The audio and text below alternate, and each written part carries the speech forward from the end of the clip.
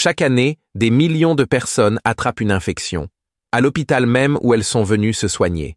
On appelle ça les infections associées aux soins ou infections nosocomiales. Petite précision, les infections associées aux soins, c'est le terme général pour toute infection attrapée à cause d'un acte médical, que ce soit à l'hôpital, en clinique, en cabinet ou même à domicile. Les infections nosocomiales sont un type particulier d'infection associée aux soins, celles contractées à l'hôpital, souvent plus de 48 heures après l'admission.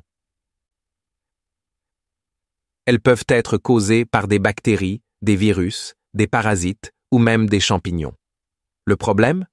Elles peuvent prolonger l'hospitalisation, compliquer les traitements, coûter très cher et parfois être mortelles. Aujourd'hui, on va voir ensemble d'où elles viennent, pourquoi elles sont dangereuses et surtout comment les éviter. Les bactéries les plus dangereuses, dans de nombreux hôpitaux à travers le monde, certaines bactéries sont devenues de plus en plus résistantes aux antibiotiques.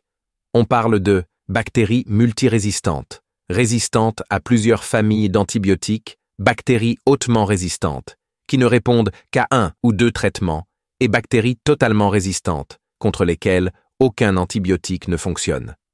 Parmi les plus problématiques, Acinetobacter baumannii, quasi invincible sauf à la colistine. Klebsiella pneumonia productrice de bêta-lactamase à spectre élargi ou de carbapénémase, Staphylococcus aureus résistant à la méticilline, Pseudomonas aeruginosa résistant à certains antibiotiques, ou encore les entérocoques résistants à la vancomycine. Comment ça se transmet? Il y a 2 grandes origines. Endogène, le patient s'infecte avec ses propres bactéries, souvent après une opération ou un geste invasif.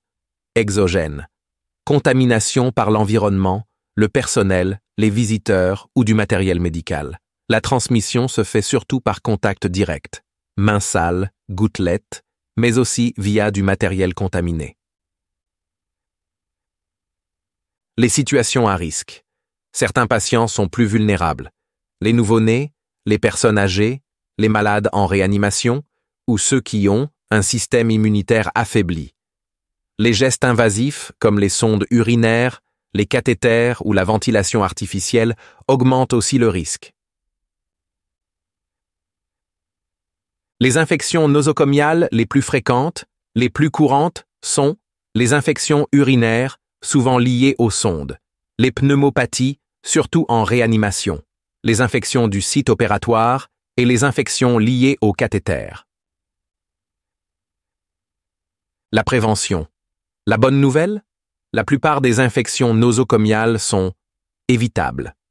Les clés, l'hygiène des mains. C'est la mesure la plus efficace. Le respect des règles d'asepsie pour tous les actes invasifs. Limiter l'usage des dispositifs comme les sondes ou cathéters et les retirer dès qu'ils ne sont plus nécessaires.